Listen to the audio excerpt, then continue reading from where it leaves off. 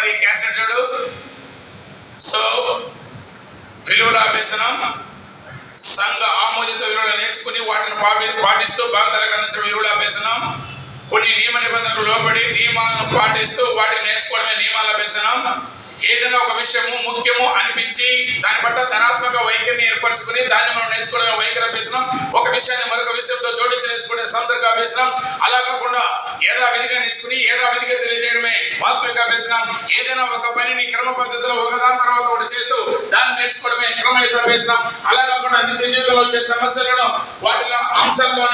వాటి అంశాల మధ్య సంబంధం ఏర్పరిచి ఈ సమస్యను పరిష్కరిస్తూ నేర్చుకునే సమస్య పరిష్కార అభ్యసనం. ఇది అందరూ సామాన్య లక్ష్యం తెలియజేయడం భావన.